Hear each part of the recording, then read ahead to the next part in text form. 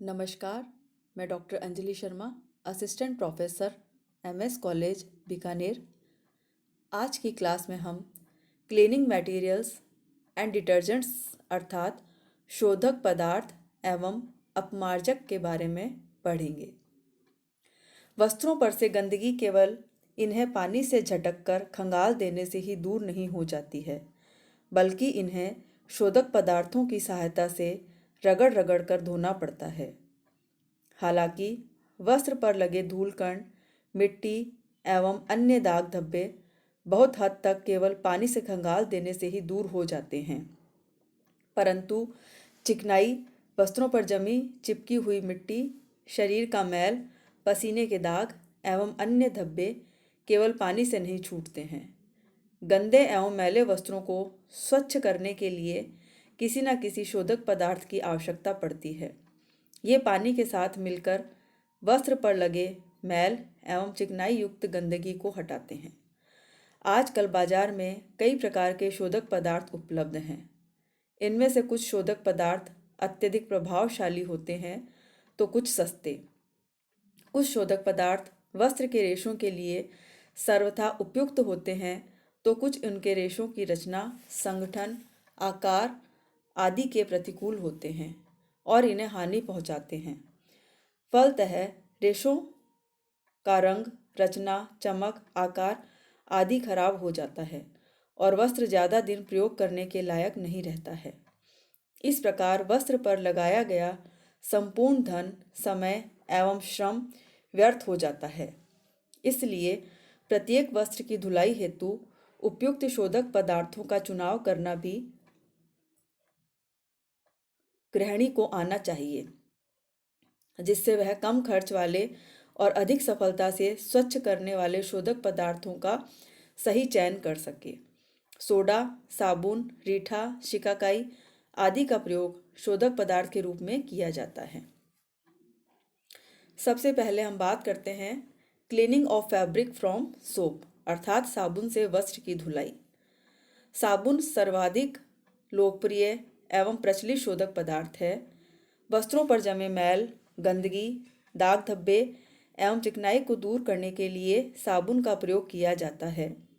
वस्त्र पर जब साबुन को लगाया जाता है तो साबुन के संपर्क में आकर चिकनाई घुल जाती है और वस्त्र की सतह पर तैरने लगती है। बाद में इन्हें पानी से झटककर खंगाल देने से गंदगी दूर हो जाती है।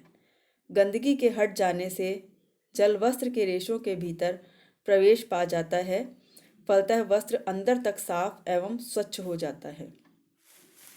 जब साबुन को वस्त्र पर प्रयोग किया जाता है तो यह वस्त्र के ऊपरी सतह की प्रतिरोध शक्ति को समाप्त कर देता है, जिसके कारण जल अच्छी तरह वस्त्र के भीतर प्रवेश करके रेशों को गीला करता है और साबुन इन रेशों पर जमी गंदगी, मैल एवं चिकनाई को हटाता है। साबुन वस्त्र पर जमी चिकनाई को छोटे छोटे कणों में तोड़ देता है। ये कण पानी में घुल जाते हैं और वस्त्र की सतह से अलग हो जाते हैं। चिकनाई के हटते ही वस्त्र पर जमे धूल कण भी मुक्त हो जाते हैं और पानी में घुल जाते हैं। इस तरह वस्त्र की सतह से धूल कण अलग हो जाते हैं। वस्तुतः साबुन पर जल के प्रभाव से साबुन के क्षार मुक्त होकर हर तरफ बिखर जाते हैं और चिकनाई युक्त धूल कणों के साथ क्रिया करके इन्हें वस्त्र की सतह से मुक्त कर देते हैं। फलतः धूल के कणों का पायसीकरण हो जाता है। अब धूल कण, गंदगी, मैल आदि वस्त्र की सतह से अलग होकर तैरने लगते हैं। इन्हें झटक कर पानी से खंगाल देने पर शेष गंदगी भी पानी में घुलकर साफ हो जाती है और वस्त्र भीतर तक स्वच्छ हो जाता है।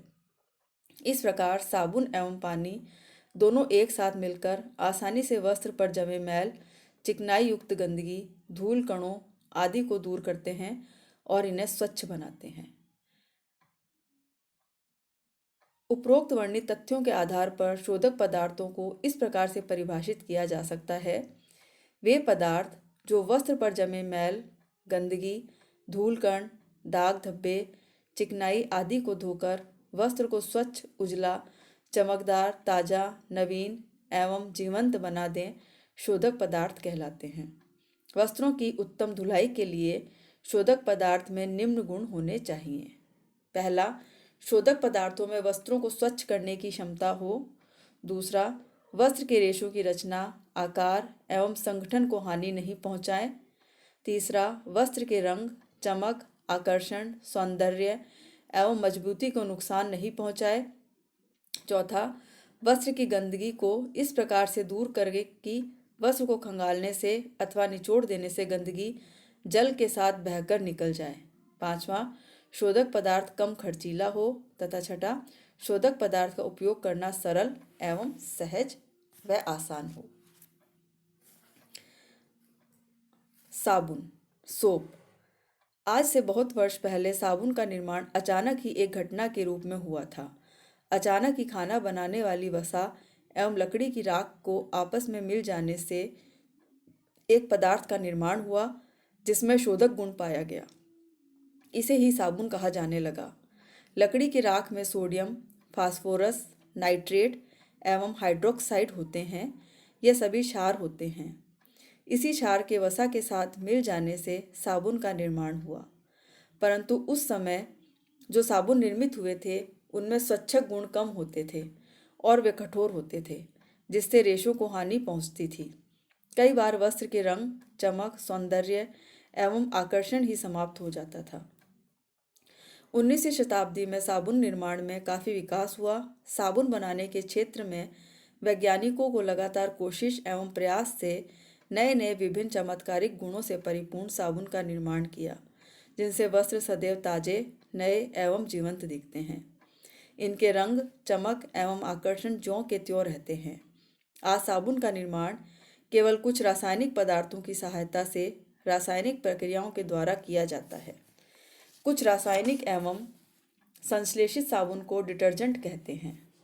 डिटर्जेंट आज के भाग दौड़ वाली संघर्षपूर्ण जिंदगी के लिए एक वरदान साबित हुआ है। इससे धुलाई क्रिया सरल एवं सहज हो गई, जिससे गृहिणी अल्प समय एवं श्रम में वस्त्रों की धुलाई घर पर ही कर लेती है। डेफिनेशन ऑफ सोप अर्थात साबुन की परिभाषा। वसीय अम्लों के लवण को साबुन कहते हैं, अर्थात salts of fatty acids are called soaps. साबुन के निर्माण में मुख्यतः क्षार एवं वसा या तेल का उपयोग किया जाता है। वसा के लिए प्राणिज एवं वनस्पतिज दोनों ही प्रकार के वसा या तेल का प्रयोग किया जाता है। कंपोजिशन ऑफ सोप अर्थात साबुन का संगठन। साबुन के निर्माण में मुख्यतः वसा एवं क्षार भाग लेते हैं। इसके अतिरिक्त French chalk, soap stone, starch, sodium silicate, नमक, रेजिन आदि का भी उपयोग किया जाता है। ये पदार्थ साबुन की मात्रा को बढ़ाने, ठोस करने अथवा भराव करने में काम आते हैं।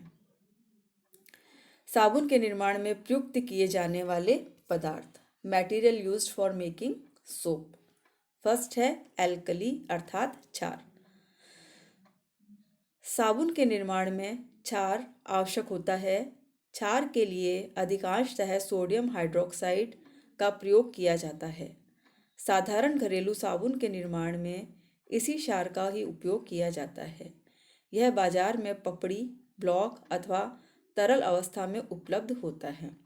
परंतु यदि साबुन को नरम तथा ज़्यादा प्रभावी बनाना होता है तो कास्टिक पोटाश डाला जाता है।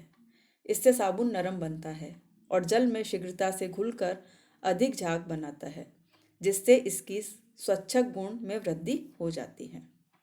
नेक्स्ट है फैट अर्थात वसा। साबुन बनाने में जांतव एवं वानस्पतिक दोनों ही स्रोतों से प्राप्त वसा का उपयोग किया जाता है।